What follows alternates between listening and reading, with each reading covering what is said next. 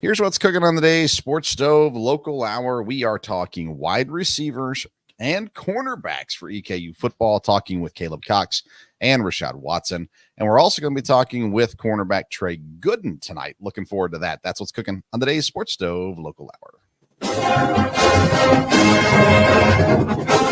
McKinney looks, steps into pocket, throws, open receiver, touchdown! Colonels, we're not done yet! Our identity is we're going to press for 40 minutes, we're going to play up-tempo, we're going to play with unbelievable passion, and then our brand is the most exciting 40 minutes in sports.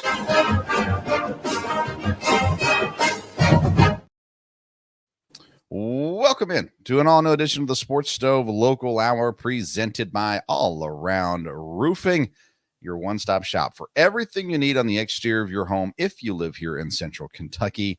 Windows, siding, gutters, chimney flashings, and of course, your roof as well. Whether it be big jobs or small ones, All Around Roofing is happy to help you out. Visit allaroundroofingky.com for more information. It's Monday night, so we're talking EKU. I'm your host, Vince Stover, joined by my co-host. Man, I can't believe this is like we're entering into it. Like this is the final college season. He's Ryan Jackson. Ryan, good to have you back, of course, as always. Yeah, great to be back. It's exciting, getting closer and closer to the season. Like I know me and a couple of my friends were talking about how we're close up to our annual little pool party on Wednesday. So we're kicking down the days and we're getting ready and getting excited for the season to start here soon. So when do you think it's going to kick in? Like that this era of your life is coming to a conclusion? Ooh, era of my life to a conclusion. Not to sound corny, but I guess it starts with like the first last day or like first last game. That always hit me in high school when a coach would be like, "This is your seniors. This is your first one of your last season or whatever." Yeah, that'll probably be when it really hits. But I know once camp starts and I'm starting my last college camp, that'll probably be when it really hits because camp's always one of the most exciting times. It's when stuff gets probably the most competitive and you start putting everything together. So this will probably be an exciting time. Yeah. So summertime, it's not that you guys aren't working. Of course you are working, but you're not really, my understanding is you're not diving into the details as far as game prep and stuff like that at this point. You're mainly focusing on your getting in shape, staying in shape, some fundamental work and things like that. So is camp when that really turns on okay, now we're really focused in on August 31st? Yeah, camp turns up to see who's the people you want to bring to the bus. Like to all these games and on all of these trips, it's where you really meet your special teamers a lot. Like you find a lot of guys like build value that way through that little cycle. And I don't know, it's you start really cracking down on plays and what you're going to run routinely throughout the season. But most of that game time stuff happens more towards like the end of camp, start of really like week stuff. You're still mostly developing fundamentals, chemistry amongst the team, and like kind of I don't know how to say, like a positive competition amongst everybody to like kind of gauge where you're at. Yeah. That time frame that you've been there, what have you learned? How have you learned to take advantage of the time that you have in the camps and the practices and things like that versus when you first came in? Has anything changed with your mindset and those kinds of things? I'd say I take advantage of every single rep I get now. I think that's one thing that you notice growing, like your reps start to like increase and increase. So you kind of forget when you're a young guy not getting like any reps, or the reps that you got in there and maybe you messed up a play or maybe like messed up an opportunity or something like that. So I'd say the one thing my mentality's changed is like taking advantage of every single rep, because every single rep is a chance to get better at not only your craft, but like to celebrate with a teammate when they make a big play, to build some type of chemistry amongst your friends. Like I've seen so many crazy things happen on the field and so many exciting plays. Stuff starts moving a little too fast and you gotta like back up and like enjoy all of it. So that's what I would say. I would say I would want to enjoy all my reps and enjoy all the time I get to spend. So last week, let's see here, Thursday, I think it was. No, Tuesday, I went by the men's basketball practice just to kind of drop in, and they've got all these new guys that I don't even know who they are. So I figured it'd be good if I could pop in and take a look at them. And that's kind of something I noticed, I guess, is you got the guys who were here last year that weren't minute getters. They're still, you can see the intensity in every opportunity they get. They're out there, and they're just working really, really hard. Then you've got the new guys who are trying to learn. You can see it's, that's the processing in their brain, or going through some different sets and some different things where, everything is very thoughtful. Okay, I'm supposed to go here. Okay, now I've got to go here, those kinds of things. And then you've got the couple guys, the Devontae Blanton and the Turner Butchery, that, they know exactly where they're supposed to be, when they're supposed to be there. And it's just natural. Everything it's normal for them. But in that practice, there was only 2 or 3 guys like that, where everything was just natural. I would assume the same is true for football, where you're the new guys that are trying to learn just the way the coaches want them to do things, and all that, the opportunity they have. A lot of it's them thinking through it, whereas you guys and the veterans of the team can just kind of step in. Just, this is what we do, so here we go. We're rolling right through it. Right. Yeah, I would definitely say so. It's always been fun, like seeing people come into our program and seeing how they slowly start to adjust how we are. And I think that's definitely how camp should work, and that's how practices go, and that's how the season will go. Like, a lot of learning and developing throughout the entire thing. But yeah, you do see a couple of vets do some crafty, cool stuff every now and then, to where D-Bay could hit a really cool move and slip a block that some people didn't see before, and those plays are outstanding to us now. But those are the same plays we saw other people making when we were kids, and the same moves we were scared to hit a couple of years ago. So it's cool to see how much we've grown too. So it's not that all that stuff looks cool. It's what we've worked on for years, and it's what we now know as muscle memory, and what we now can do. We can put all that stuff in our tool bag, and you get to see how we use it. Yeah. Well, I'll tell you, from what I saw in that practice, it was only one practice, but a lot of length, a lot of athleticism on that men's basketball team this year. I think it's going to be something to behold. Now, the girls basketball team, I've not made it out. I'm hoping to go Wednesday and drop in on their practice Wednesday. But I talked with Coach Todd last week, and just I know he's excited about the team. They've got pretty much everybody here, with exception of the 3 foreign girls. They're still overseas. They'll come back next week, I believe, and then be a part of practice from there. So Alice and Althea and somebody else I'm forgetting, but I'm hoping to get out there Wednesday and see them. This team, they've got a real interesting mix this year of veterans, a lot of girls with experience, but they've got some freshmen coming in this year that I think they're anticipating, are going to push for some minutes this year. And that's going to be exciting to see too. And an opportunity for the fan base to kind of get in at the ground floor with some of these girls and see them over the next several years. I'm intrigued. Like I said, I haven't been out to a practice yet. I'm hoping to get out there this week and kind of get my eyes on them as well, because again, a lot of new people to meet out there, although they've got 5 or 6 returning girls that they're really, really excited about. So that'll be fun to watch them. And the backcourt for the EKU women's basketball team is going to be just absolutely phenomenal. Between 3 returning girls and then some transfers, it's going to be nuts. And so that's going to be really, really exciting to see as well. So that is the other things going on. Let's see here. I know volleyball's getting ready. I'm sure they're in the thick of things as well. Their kind of season will start up, one of the first seasons to start up along with football. I saw that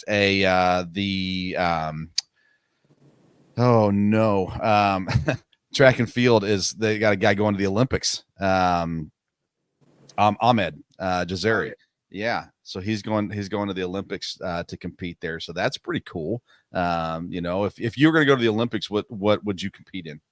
Oh, I would just be in the stands. I wouldn't get in any of those competitions, actually. I guess the best I would do would probably be wrestling, but I'd get slammed on my neck pretty much. Those guys are really good. Yeah. Yeah. It's about the only time in my life I've watched wrestling is the Olympics, and that kind of wrestling, of course. And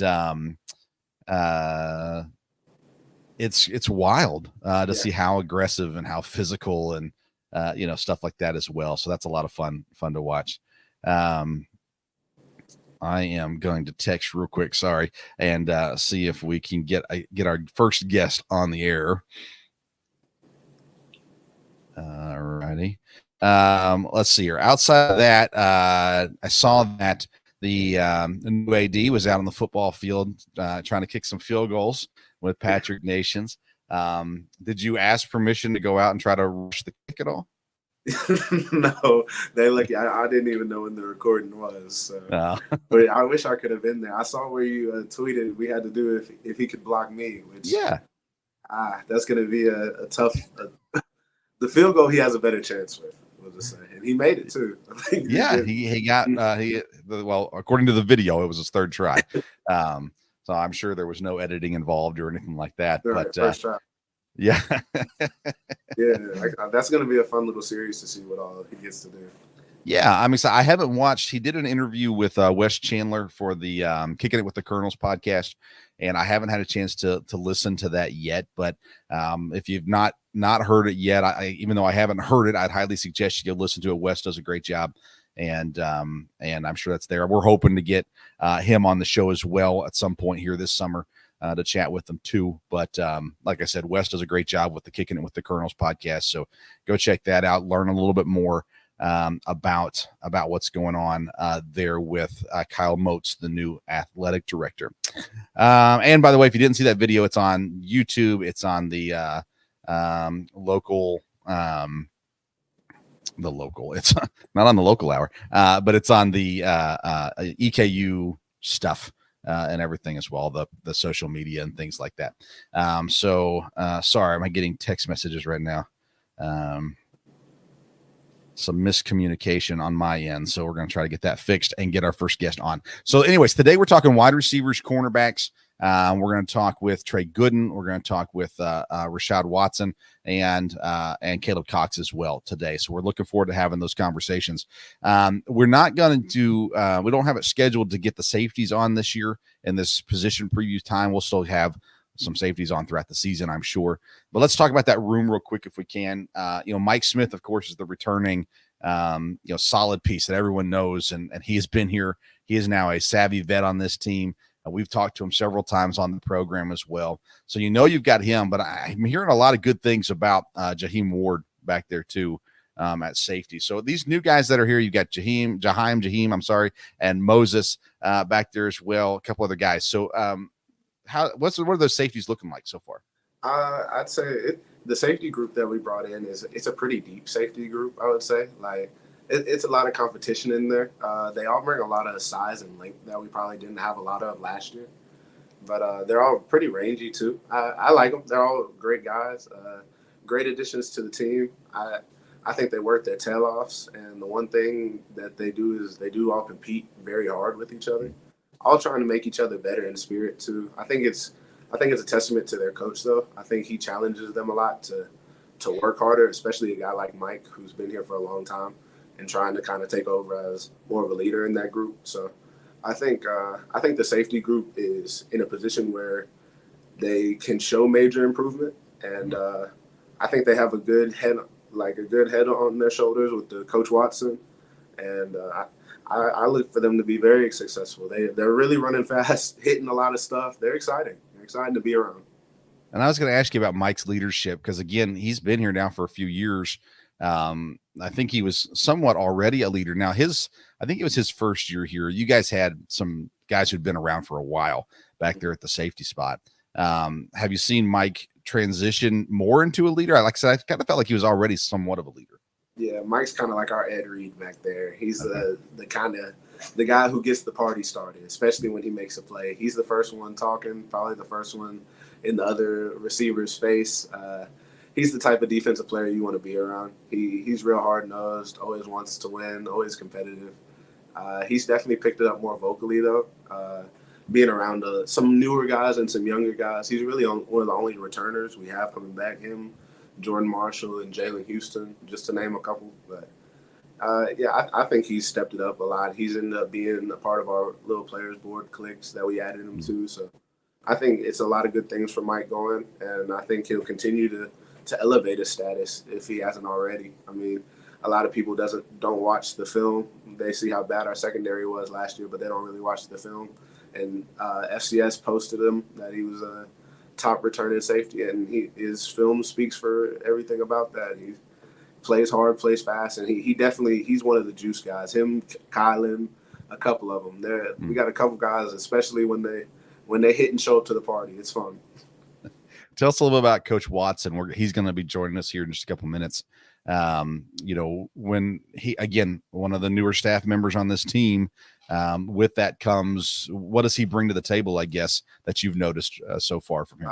I think Coach Wells did a good job, and all the coaches he actually recruited, and at least bringing some type of experience. No offense to any of our old coaches. They were all great in their own rights, but these guys, like Coach Watson was a former defensive coordinator at his old school. That's stuff you just can't teach. I mean, he's had live experience in games. He's also coached at a plethora of places. He's been in the game for a long time.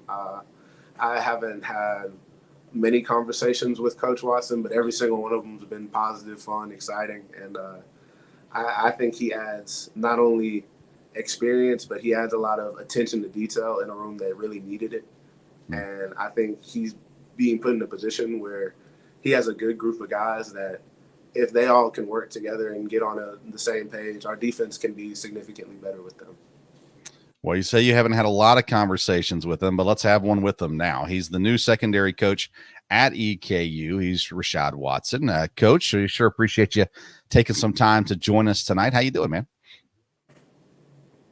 Oh, I don't know that he can hear us. Let's see, can you hear us, Coach? I don't think. Sometimes the technology is a little messed up in there. Yeah. Let's see here. Check. Can you hear us, Coach? He cannot hear us. We're going to take him off, and we'll see if we can get him to come back in.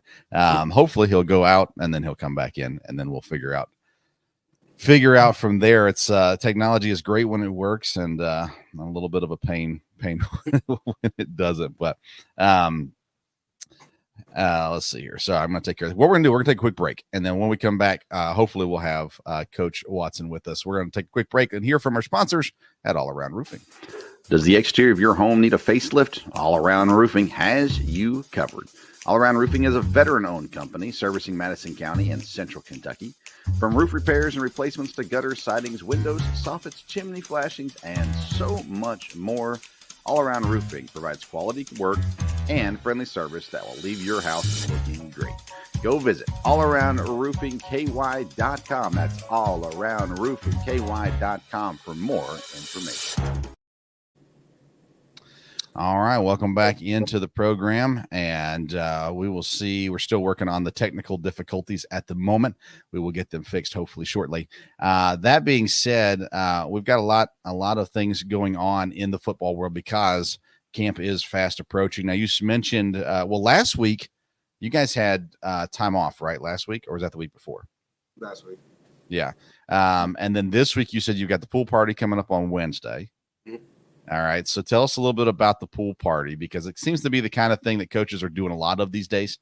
But I know that's something you guys have done before. So tell us about the pool party. Yeah. I don't exactly know like the exact location of where the pool is, but it's just one of those things where Coach Wells does a good job of trying to keep the team morale together and trying to have like a backyardy environment where we all just get to like kick back, hang out for a little bit and relax, especially during the hot summers here in Richmond. And we go out, we eat some good barbecue and some good food, hang out, play cards, chuckle a little bit, and then we go hit the pool for a while. You get to see, I think we usually have a belly flop competition where we get a lot of interesting competitors. Y'all missed it. Too bad y'all won't ever see Josiah flip off a diving board. It's something else. Yeah. One of the most athletic people actually is Peyton Collins at flipping off a diving board. Okay. He's actually had some very intricate tricks. And, it's just another time where we just get to kick back and hang out and not have to focus on football as much. But, yeah. And is it the whole team? Yes. Yeah. Man, that's a bunch of guys. Yeah. Oh, Oh, that's great. Yeah, it's fun to get out and do some. I know for our basketball team, for instance, we try to do something once a year that's just, we usually try to do it even in the season, and just to kind of remind everybody we're actually here to have some fun. So, but granted, high school, the high school level that I'm coaching in is not anywhere near the level that you guys are at, but it's good to be reminded every now and then that there's more to life than the sport that you're playing, and things like that as well. All right, so we're still working on the details with Coach Watson here. We'll see if we can get that worked out. This is the great thing about doing a live show is you got to make something up when something goes wrong. So what do we want to make up today, Ryan? Oh my goodness. Anyways, all right. So you mentioned we some new players continue to be kind of added here and there. Not a lot of them necessarily, but still seeing that roster being completed. Before we go there, I think we got Coach here, so let's give him a try again. Secondary coach at EKU, Rashad Watson. Coach, how you doing? How you doing? Hey, man, doing great. Thanks for being with us, man. It's excited to get to talk to you tonight. Sorry for all the difficulty getting you here, but no, it's okay. That's the way it works, though. Sometimes, right? Yeah. All right. Well, welcome to Richmond. Welcome to the show as well. We're excited to kind of learn a little bit about the secondary and the guys that you've got going on. Although we know some of these guys, and we're planning to talk to Tre Goodin here in a little bit as well.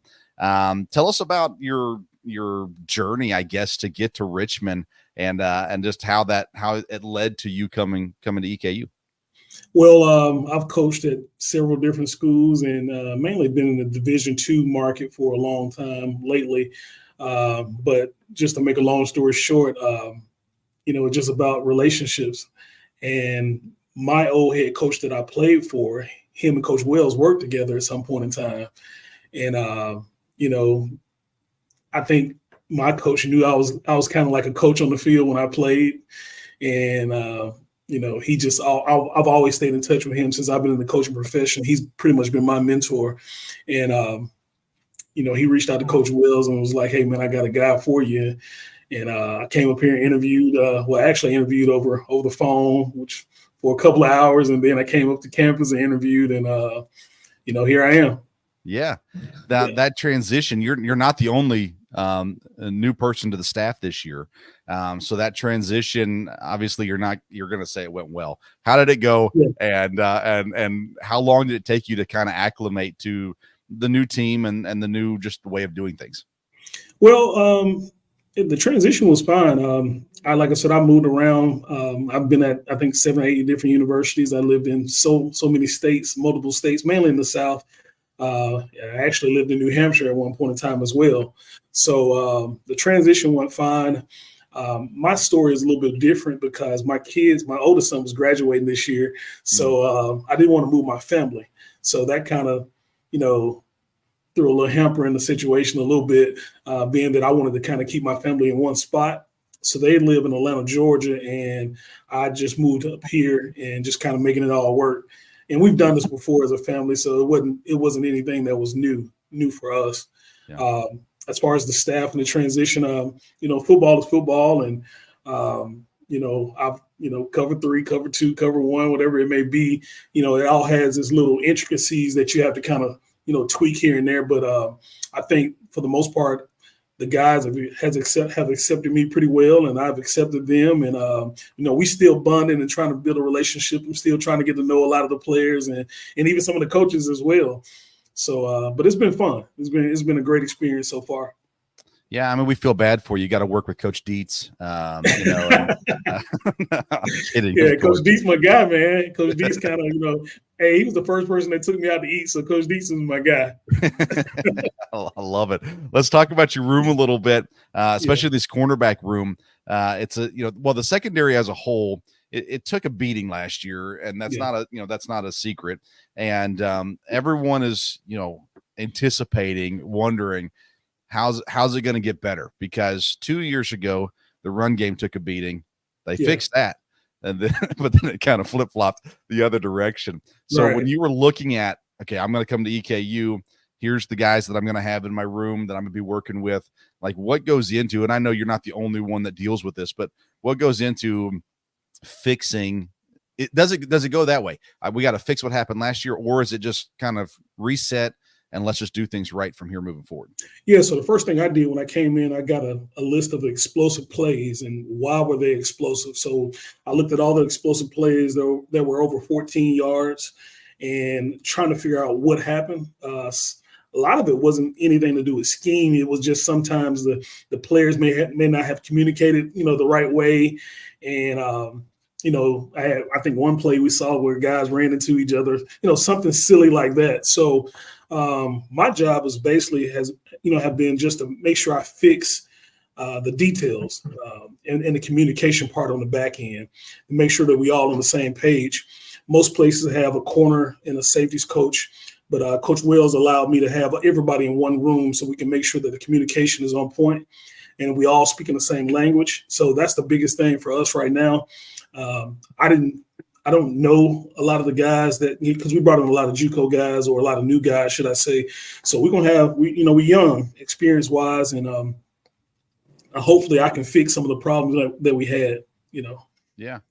I'm curious, obviously Coach Johnson has been the DC here for a while now. And then but you come in and in my opinion, you get a chance for these guys, they get a chance now to kind of get a fresh start. Whereas the things that maybe their coach, previous position coach, saw negative in them, you're coming in with fresh eyes. Right. What do those fresh eyes provide for the players that you're coaching? Well, I think one thing for me and for them, I would say, is that they know that I don't care about what happened last year. I'm not judging them about what happened in the past. I'm literally going to, give my opinion of what I see now. And Coach Johnson and Coach Wells, just told me, don't be a yes man. He wants me to come in and just, truly tell me tell him what I think. Both have given me, the leeway to just make sure that, hey, Rashad, don't just try to come in and fit in, come in and tell us what's wrong and what you see different. And sometimes I think, having a new coach, it kind of gives you fresh eyes and a fresh voice as well. So, and what I mean by fresh voice, I mean, maybe we can change some of the techniques up or, just the way we look at or how we play some things. So I think that's been a, really important thing, with me coming in. I like it. Ryan, what you got for Coach Watson? Yeah. What's up? What's up, Ryan? Nothing much. I'll say you do have a big room in the secondary, but I know you don't only coach it alone. You have a little bit of help. How does Coach KJ help you? Well, Coach KJ is not I would say a usual quality control guy or GA type guy. He's a little bit older guy, and he gives gives that room some energy. Number one, but also he played at a big time level. He played for West Virginia, and he is very, like I said, energetic person. And he comes in and he said, he'll give me one or two ideas or thoughts that, hey, coach, have you looked at playing it this way or that way? And we kind of go back and forth. And like I said, Coach Johnson and Coach Wells did for me. I do the same thing with KJ. I say, hey man, don't be a yes man to me. Tell me what you think. Tell me what you see. And I think we do well, working together and bouncing ideas off each other. And just to clarify, that's KJ Dillon, defense. KJ Dillon, yes. Yeah. I had to look it up. I'm like, wait, who are we talking about? Okay, all right, got it. What else you got, Ryan? Coach, how is your transition from being a defensive coordinator to being a coach of just defensive backs? Because that's a new one for me. I've never really heard of just a defensive backs coach. Yeah, so this is the first time. I think I was telling my wife the other day, I think this is the first time I haven't called plays in maybe 15 years. Oh, wow. So it's a little humbling, to say the least, because I'm so used to having it my way and doing it the way I want it done. So sometimes I may have an idea or I may have a thought process or even a call. And I'm like, we could play it this way. And, well, Coach Johnson has his way he wants to play it, or Coach Wells may have his ideas of how he wants to do things. And sometimes you got to just be quiet, man, and just humble yourself and, roll with the flow. And so the transition has been a little bit, I wouldn't say even not difficult, but just kind of just brand new for me in a lot of ways. So I'm so used to being the voice in the room, and sometimes I'm not the voice anymore. Most of the time I'm not the voice anymore. So I'm just really, to be honest with you, I'm still trying to find my niche or my spot in the room. So, but it's working itself out. I gotta believe that takes a little bit of stress off too, where hey, I'm not the one. I'm responsible for my guys, but right. At the end of the day, I'm not going to be the one that gets yelled at if this doesn't go well. Right. So, being responsible for like 50 guys or 60 guys, and now you're responsible for maybe just 20. Yeah. I just got to coach these 4 on the field, and let Coach Johnson get yelled at for the rest of it. I haven't been able to come out to any of the summer practices yet, but I know that typically not only are players getting yelled at by Coach Wells, oftentimes a coach is getting yelled at by Coach Wells too. And that being said, the camera guy, everybody's getting yelled at. That's everybody catch it, So yeah, a little bit of pressure off. All right, so let's talk about these guys. And I know you're still, camp's still coming up in a couple of weeks, and that'll really dive into a lot of things. But these guys that you got coming back, there's not a lot of returning snaps coming back on this team. The guys did get some snaps. Jordan Thomas, Jordan Marshall, Tre Goodin, but they weren't the guys last year. So what are you seeing from this room, specifically at the cornerback spot, that you're just seeing who's stepping up? Who are you seeing that's impressive so far?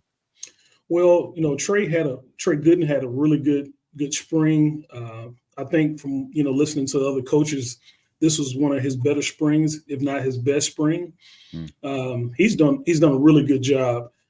So I'm excited to see, what he brings to the table. I know he hadn't been the guy, but I told him, I said, I'm expecting, big leadership qualities out of you this year, and expecting him to play a lot, as well as Jordan Thomas. I think Jordan may be the most experienced corner that we have. Jordan is a little bit funny. He's like a baby giraffe sometimes, and his body is all over the place sometimes, but he makes the play. So we're just trying to improve his technique and trying to get him squared away. But he's done a really good job. He's made a lot of plays on the ball. Gornell Wiles is a new kid that's coming in. He's had a really good spring and summer. He's strong, can play press. He can run. Florida kid. So he's really good, what we call FBI. He has a good football intelligence. So I'm excited to see what he may, bring to the table. And Rod Webb. Webb has been a really fresh, exciting guy to be around. He's a really good person. He works really hard. And Webb may overwork himself sometimes because, he just wants to, coach, I need to go out and do this drill, or I need to do that drill. And he wants to go out and do everything. So, but he works hard. So I'm just excited to see who we're going to throw on the field. And we got, DeVito, I think he's just transferred in from Colorado. So I'm excited to see what he brings to the table. I saw his film when he played at Kentucky. And, the guy was just, he sacrificed his body. So, we got a lot of good young guys. And I know you kind of now coming into next year will be more opportunity with recruiting and things like that. What are you looking for when you're looking for a cornerback? So I'm looking for guys that are, long. I want them 5'11", 6 feet, with long arms. Obviously, they got to be able to run, but change of direction is really good. And FBI, football intelligence, understanding where they are on the field, if a guy's not, if a guy's faster than him, how are you going to play him? If a guy's is bigger than you, what technique you going to play with him? So just, like good football intelligence. But I want long, rangy guys, because the receivers are so much taller now. Yeah. Right. And then do we have any ball hawkers on the team right now? I think, Sam Robinson, he plays safety. He can play nickel. I'm really excited to see this kid play. He is a really, I think, really good player. Mike Smith, of course, he played last year. Mike is always around the ball. I'm excited to see him fix some things that, we've been working on. And then Jaheim Ward. Jaheim is around, Ryan will tell you this now. Jaheim is around the ball, you call ball hawks. He's around the ball all the time. He just keeps dropping the ball. That's so we're trying to make sure he catch some of these balls and interceptions. But he is always around the ball. The ball hits him in the hands a lot. We just got to make sure he catches. Got to get those gloves a little stickier. And yes. My dad always say, anytime I drop the ball, that's why you play defense. Right. Yeah, it's okay as long as the ball doesn't get caught. That at the end of the day, you can live with it. But we want those plays, man. We want those points. Yeah, that's awesome. That's awesome. Coach, last thing I've got for you, and Ryan, do you have anything else for Coach? No, I'm all good. Like I said, the DB position is one of the most exciting on the team right now. I mean, besides the D line, but they're to be around.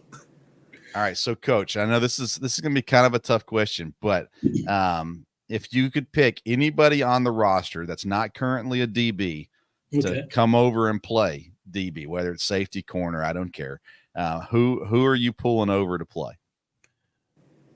To play DB in a real game or just for fun? In a real game. In a real game. Let's say just tragedy hits. We don't expect that to happen. Let's just say the bus runs late and the DBs get left back in the hotel room. You got to pull somebody in to play to play cornerback for you or safety for you. Who on the team are you pulling over? Mark Joseph. Okay. Yeah, plays receiver. He's wearing the right number. Yeah, athletic. He can run as well. So, he can probably play safety or corner for me. Yeah, he's 31 is the last number I saw him listed at. Yeah, still listed there. So, let's go ahead and pull him over anyhow. Come on, man. You got to get the right number. I don't know what it is. Right. No, that's awesome. Well, Coach, I appreciate your time. I know you're busy. And I hope that we're looking forward to the season. We're excited about what's ahead. I hope your family gets to come up and enjoy it with you some. And we're glad that you're here. I hope the transition continues to go smoothly. We'll see you around this season. And again, thanks for coming on tonight. Thanks, Vince. Thanks, Ryan. You're welcome. Rashad Watson, the new DB coach, secondary coach here at EKU. We go from a new person on the staff to one of the returning guys on the staff. He's the wide receiver coach. He is Caleb Cox. Hey, Coach, how you doing, man? Vince, how you doing? I'm doing good. How does it feel to be the old savvy vet on the coaching staff right now? You know what? I was telling somebody that the other day. This is the longest I've ever been at one spot, and it's good. You get into a rhythm, you get into a flow, man, and then you just got to keep on just rolling. I mean, the punches coming, the curveballs come. You got to get in that box and got to get ready to hit them. Yeah. We're going to talk about receivers, but first I want to talk recruiting real quick. The guys that you were able to go out and get this year, tell us a little bit about the class that you guys brought in. Yeah, we got 4 new guys that we brought in. I know we got Marcus Cowwise from Newton High School there in Georgia. We got Kyle Vaca from Kell High School there in Georgia. And we got TJ Mitchell, another receiver from South Georgia, and Ron Van Jr., all the way from Relay College, by the way, in New Mexico State, from San Diego. So it's exciting to get some new energy, some new blood in here. I mean, get some guys ahead to challenge the guys that's been here and create some competition. I mean, that's going to make everybody better. Tell us about you have returning guys that have played, guys that are veterans, but you also lost like the guys, the guys that were the guys in the past. So these guys that are coming back, what is their mindset coming into this year, knowing that their opportunity has arrived? Well, I pointed out to them almost every day that what we've been able to do here on offense for the past couple of years has been really good. And that's going to be our standard. And the guys that's going to make plays are going to be the guys that we're going to trust to go out there and make the plays. I mean, it's a performance-driven world. So, you got guys like Hensley that's played last year. Daquan Stanley played a little bit.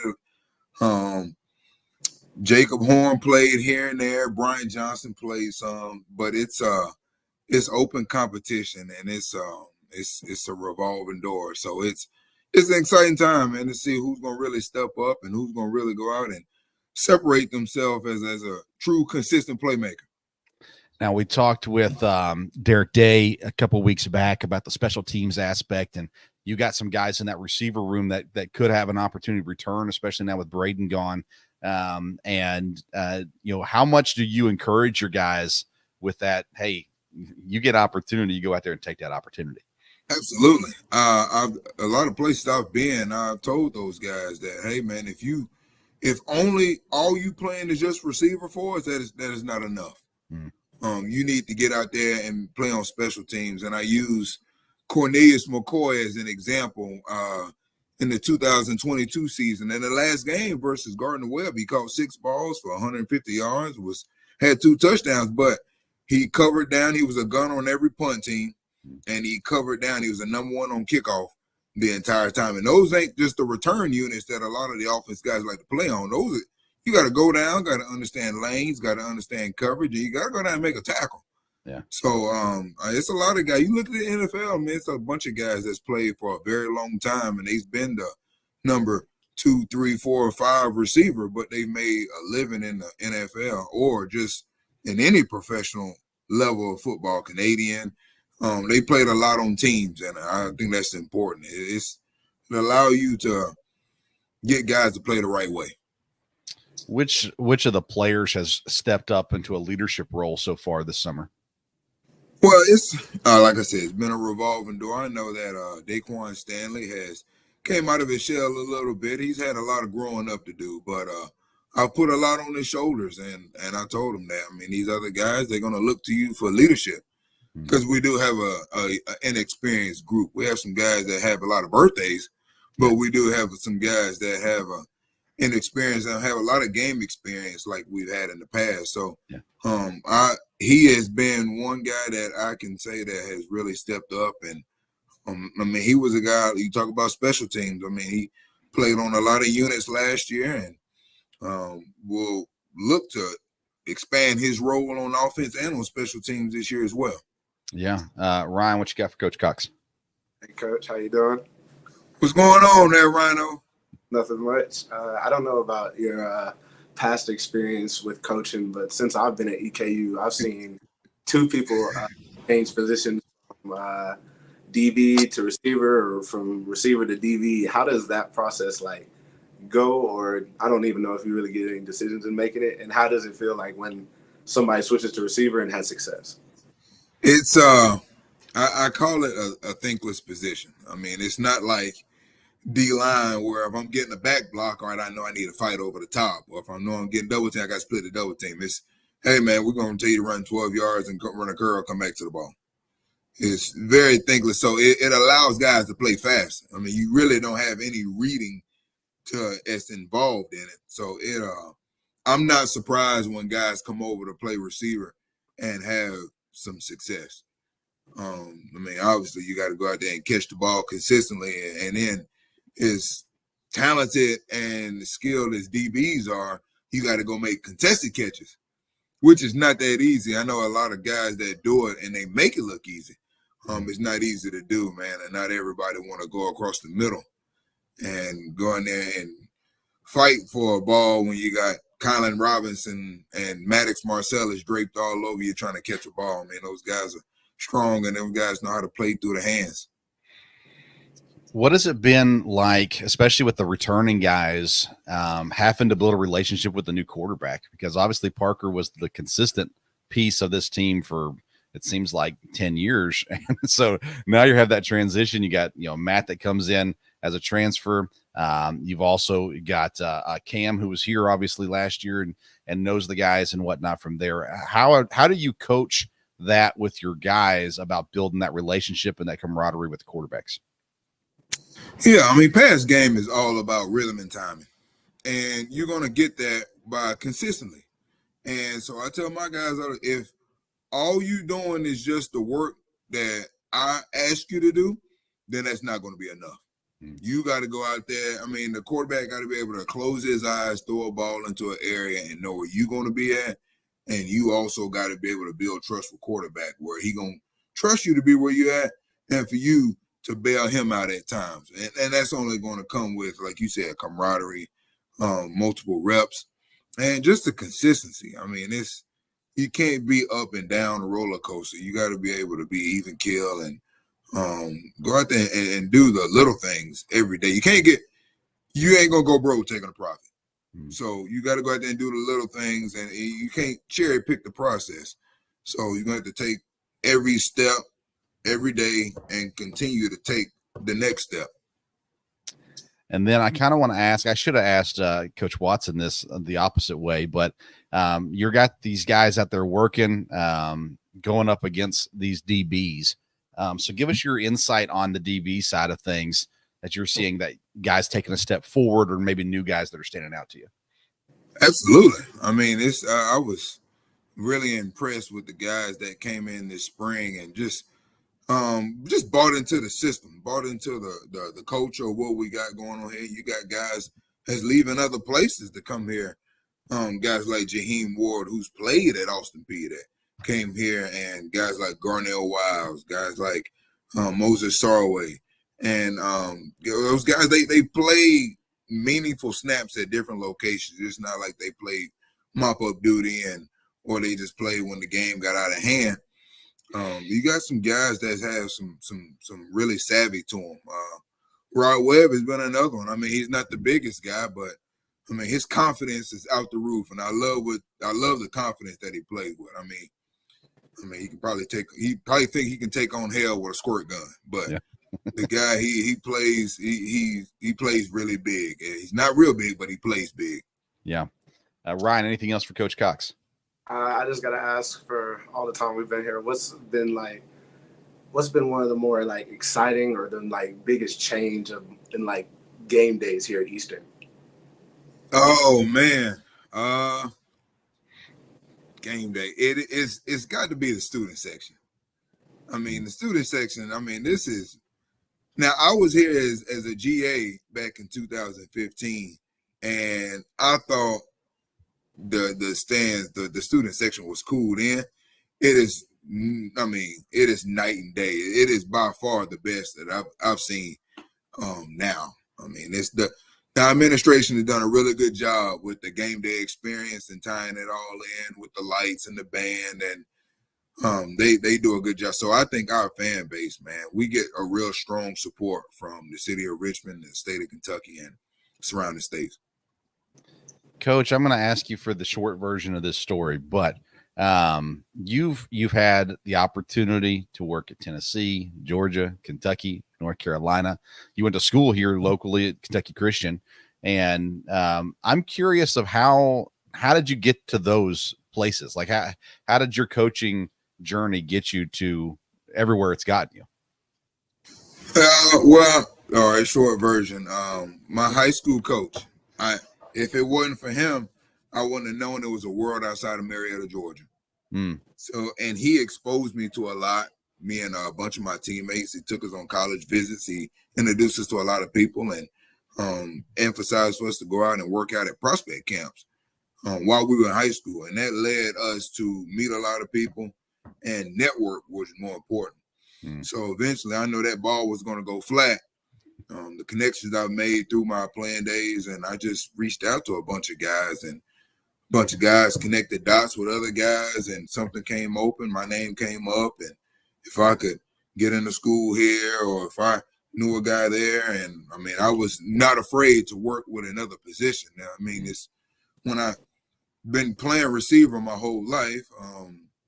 When I came to EKU as a GA, Coach Wells was the O-line coach. I was the assistant O-line coach, which is the best thing that ever happened for my development as a football coach. And then I went to Tennessee, worked with some really good guys there, actually worked with the running backs for 2 years, which, again, it was another position that I wasn't used to, and it was really good for my coaching development. So that definitely moving around and just meeting people and doing as many, I won't say jobs, but working with as many guys as I could, just to broaden my horizon and just keep growing as a coach, keep growing as a human being, and just seeing those guys, man, the way they carry themselves every day. And I think it's paid off. I think it definitely helped me in my football education. And I mean, the best thing I can do is just pay it forward. Yeah. So I grew up in Tennessee, grew up a Tennessee fan, and everything. You got to work with T. Martin for for a time, and of course he was the quarterback that won the championship. We all love Peyton, don't get me wrong, but he's the one that brought home the hardware. That's So, correct. working with a championship, he was a championship quarterback in college, but he's coached a lot of different things in now. What does that teach you working with guys who've had that kind of success? It showed me that with all the different guys that I worked when I was there, it is still about relationships. I saw how he interacted with the players. He came in, it's actually my last year there at Tennessee. I had been there that was my 4th year there. So the seniors at the time, I saw him grew up as freshmen, but I saw when he got there, he got their attention and he grasped them and he had a really good relationship with them. And I saw that the relationship he had with his teammates anytime they came back. I mean, we were talking, 98 was when they won it. And this is 2019 that I was working with them. And so that was a span of time that those guys, they was, and the best thing about it was that the last thing they talked about was football. They talked about all the good times they had. They talked about all the hangouts and all the great times that you do with your teammates away from the locker room, away from the field. So relationships and just to getting to know people, just what make people tick. What are people playing for? What are their motivation? That's what I found out by working with guys like T. I love it. Sometime I want to sit down and talk more about Tennessee, your time there. But we got Tre Goodin waiting, so we're going to get to him. Coach, I appreciate your time as always. So we're glad that you're still here and looking forward to the season ahead and watching your guys work in the season ahead as well. So thanks and good luck, my friend. Yes, thank you so much. See you, Rhino. Hey, Coach. All right, Caleb Cox, wide receiver coach, and now the guy that shuts down the wide receivers every practice, or at least that's what he would tell us, is the one and only Tre Goodin. What's up, Tre? Hey, how we doing, everybody? Rhino. Doing good. Now, Tre, I'll tell you what, you were one of the players that really stood out in the spring game this spring, and obviously you've been around. How are you feeling this year as far as the opportunity that you have? Ryan's talked about this. It's our time. What is that feeling going through you right now? Honestly, it's surreal. But it's a great feeling. I really can't wait to step up, fill the role that the other guys left behind, But really, me and Ryan, we've been working hard, going blood, sweat, and tears every day, getting put in our work. So we're just ready to show everybody how we've been working and preparing, man. I love it. You guys get your first game against Mississippi State. You've been around, so you've seen some of these and been involved in some of these games last year. You guys went to Kentucky and showed up really nicely. What does going to a place like Mississippi State do as far as opportunity for you to show what you have, not only to the EKU fans, but really to more scouts, to other fan bases, things like that? Me personally, I feel like it just puts EKU on a bigger perspective, and it just shows that we can put up with more than just our conference. You know what I mean? So like whenever they really think like, can we make that next jump? Whenever they see that game, they'll be able to, look at it and be like, yeah, I think they're ready. Yeah. And I asked this with Ryan before, but you go into that game on August 31st, there is no one outside of the locker room is going to expect you guys to win. That being said, and I know we don't like moral victories, I get that, but with you guys, some new guys that maybe haven't played on that level before, right? What do you tell them to say, hey, as long as we put it all out there, here's what we can learn about ourselves against a team like Mississippi State? Honestly, I feel like there's not much that needs to be said. All the work that we've been putting in and everything, the bond that we've all formed, I feel like once we give each other that look, once we touch the field, everybody's going to know that it's that time to flip the switch. Yeah. Ryan, I don't know that I ever asked you this. After that Kentucky game last year, when you guys were right there the whole time, what was there a boost, I guess, in just understanding that, hey, we belong here? I would definitely say so, but Coach Wells has us always feeling like we can expect to win, and that's kind of the attitude we've always carried, at least my class. We first in. that's what we were born on, and that's what we're going to roll with, especially into the last season. We always felt like we had a chance in every game we were ever a part of, especially one as close as that one with a top team. We just really wanted to make history more than anything, and wanted to make history with all of us more than anything. All right, Ryan, what you got for Tre? Tre actually has some of the craziest game highlights. If we put a mixtape of Tre's together, it would be amazing. For his content, I can't lie. Tre, what is one of your special highlights that you feel like you had this? My special highlight, I would say, the hit against Sam Houston and kickoff. The kickoff hit against Sam Houston, freshman year. Can you run us through it, please? Yeah, nah. Can you say run us through it? Yes. Hold on. Was that freshman or sophomore year? Do you remember? We played them both years.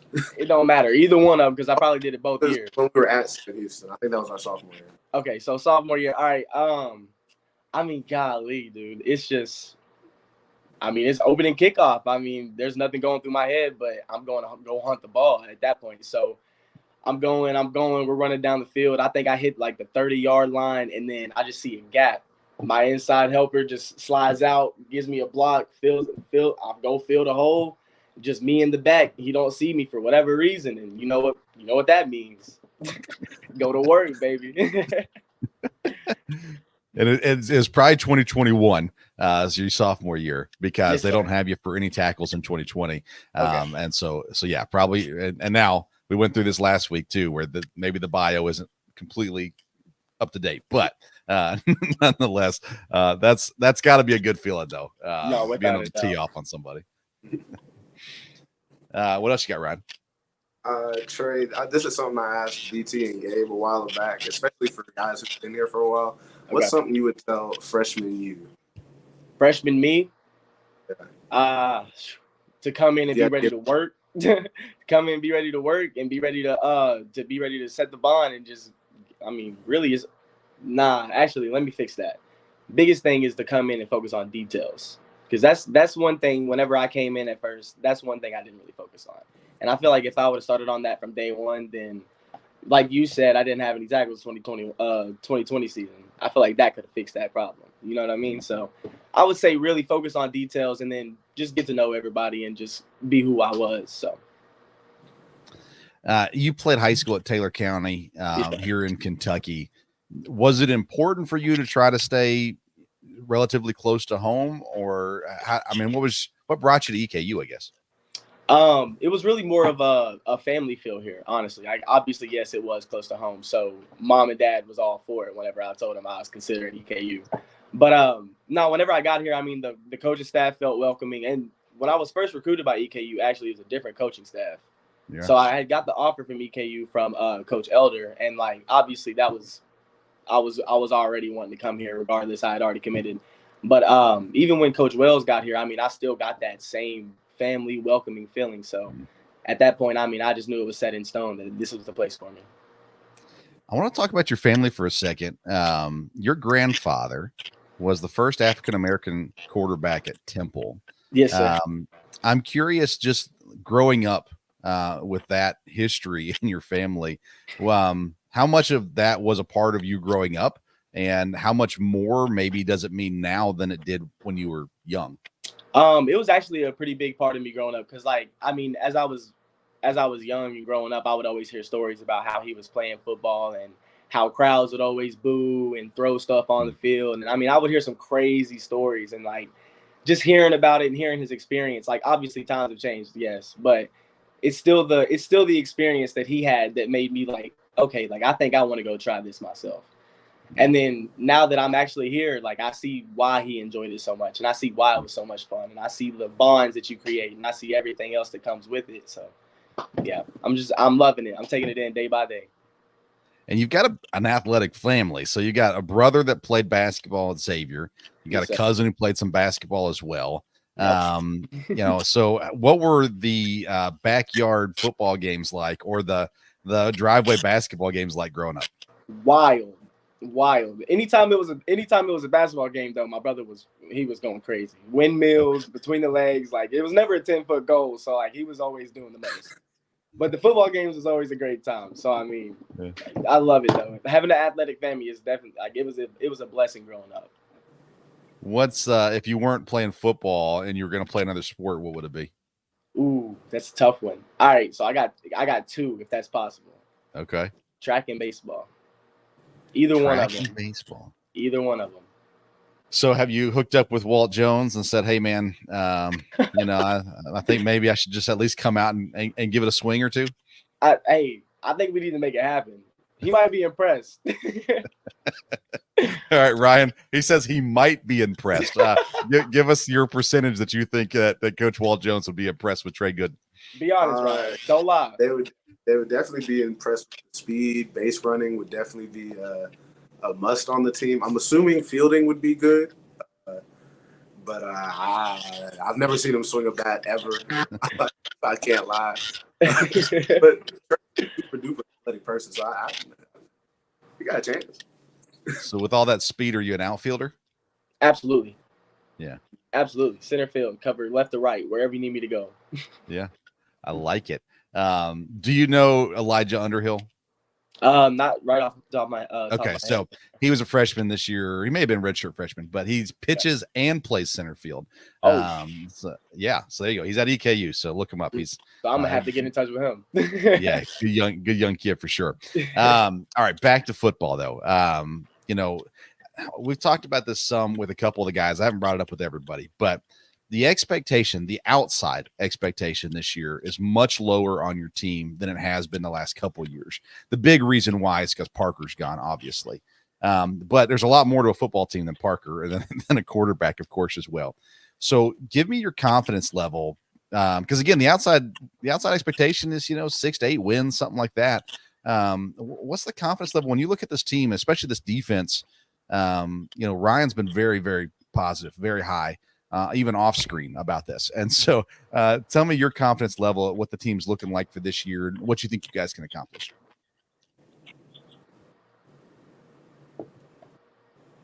Are you asking me? Okay, so honestly, I think we can accomplish a lot. Yeah, we're missing Parker, but I mean, we've picked up a lot of new pieces like Coach Cox was mentioning earlier. So with that being said, I mean, I feel like we can go beyond 6 and 8 wins. So I mean, honestly, it's just time will tell. I can't wait to get on that field and figure out myself. Yeah. Tell me about the guys that you're playing with specifically out there at the cornerback position. I know you got some guys that you've played with. You got new guys coming in that Coach Watson was talking about as well. So, some of these guys you're just getting to know over the spring and summer. So tell us a little bit about the room, what it's looking like. It's looking great. It's actually very competitive right now, too. We've got a lot of guys fighting for that one spot. So, But like what Coach Cox had mentioned earlier too, again, I hate quoting him, but I mean it's part of it. But Garnell Wilds, great corner coming in. Rod Webb, great corner coming in.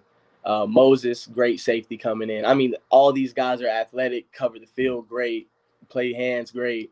I mean, I can't tell you, like we've had practices over and over. Like, I mean, I'm so confident in the back end.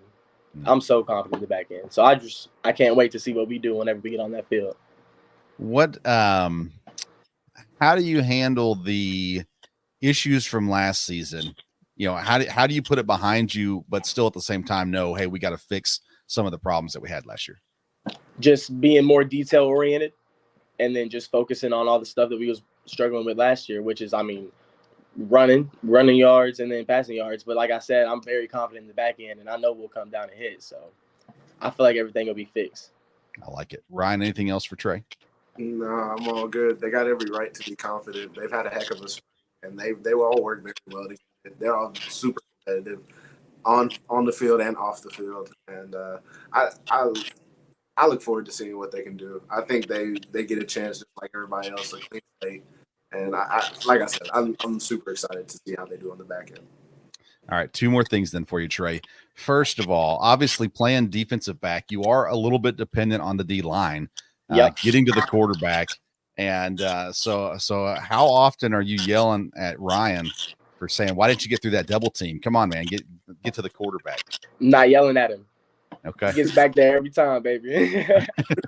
I ain't never had a problem with Rhino. All right, so now let's say you got to cover Ryan. Now you're not allowed to give them space because obviously that's what you would do. You'd give them space and use your speed to your advantage. But you got to jam Ryan at the line of scrimmage. Okay. What's your method? Like, what are you trying to hit when you jam them? All right. So how I'm gonna start off? I'm gonna line up outside leverage. I'm gonna let him have the inside because he thinks he's gonna be fast enough to run a slant. That's the big man go-to is a slant. I swear it's a slant or a 5-yard in route. So I'm gonna give up the inside. You see how he because he knows. I'm gonna give up the inside. I'm gonna hit him with the outside jam, and as soon as he goes, I'm gonna let him release. I'm gonna cut underneath. And I'm gonna get my pick. Okay. And I get my win. He's gonna hit 50 push-ups for me. All right, so Ryan, what juke move you gonna put on Tre then to get to the outside? Juke. Who needs to juke? I'm going straight forward. And if he's there, he's there. By the time the ball's in there, hopefully he's not there. Yeah, I'm going straight. There's no reason to juke. I'm gonna go straight. Oh boy. Let's see here. Tre, any chance that you've been begging to get in on the return game? Yes, absolutely. Me and Coach Day has had great words back and forth about it, so we'll see how that goes. Okay, awesome. If it's not you, who would you like to see back there returning? Quan Stanley. Okay, yeah, Quan Stanley, absolutely. Yeah, I like it. Yeah, he's second best to Tre for sure back there. So. Hey man, we're excited for you. Excited for the opportunity you have this year. Excited for you continue to step into that leadership role as well, and you've been around now since 2020 and been through it all here with the Wells staff and everything. So we're excited for the opportunity you have this year. We're excited to cheer you on this year as well, and sure appreciate you coming on the program tonight, man. No problem at all. Love to be here. Anytime you want me back, just let me know. All right, sounds great, man. Appreciate it. Tre Goodin, cornerback, EKU senior this year as well. Been around, and just another example, Ryan, of the guys who've waited their turn, not patiently, but waited their turn, and now have the opportunity. I'm excited to see what Tre does. Like I said, that spring game, he really stood out in that spring game, and that's the only thing I saw, so I didn't see practices and stuff, but it was impressive for sure. That's all we got. We got through it. I couldn't believe we got everybody on. This is great. Appreciate Isaac working double time there. We were trying to communicate during the program. Thank you for sticking it out with us and not leaving us at the beginning of the program. But we appreciate Coach Watson. It was fun to talk with him. It's the first time I've had a chance to talk to him. Coach Cox, of course, is always a great interview, and having Tre on was a lot of fun too. So the plan is next week we'll be back. We're going to talk quarterbacks and tight ends next week is the plan. And so we'll be talking to the position coaches as well as we don't have our guests lined up just yet, but we're going to try to get we'll get somebody on there as well. Man, we're getting close. And I'll tell you, you got to be happy it's not camp right now because it was so stinking hot today. Oh my goodness. Yeah, it would have been a good day for a pool day. But I'm sure Coach Day was out there in his hoodie. He was ready to go. So, Coach Day is always locked in, ready to go. Yeah, I think he's crazy, but that's.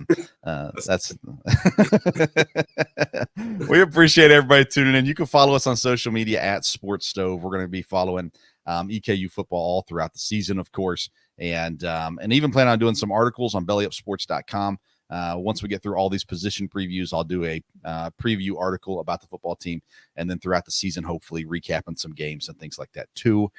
Don't forget, we're working on the Matthew Jackson documentary, and I believe that the title is, here you go, breaking news. The title is From the Shadows of the Coliseum. The Matthew Jackson documentary. Grew up just outside of the Tennessee Titans Stadium. But we're working on that. That hopefully will drop late August. As well. So be on the lookout for that as well. Ryan, thank you as always. Everyone that tuned in, we sure appreciate you. Don't forget about All Around Roofing. If you live in Central Kentucky, you have any need on the exterior of your home, so roof, siding, chimney flashing, windows, gutters, whatever it is, go to allaroundroofingky.com. You get more information. And if you call, make sure you let them know you heard about them on the Sports Stove Local Hour as well. All right, friends, have a great week, and we'll see you next week. Until then, we'll see you around the Sports Stove.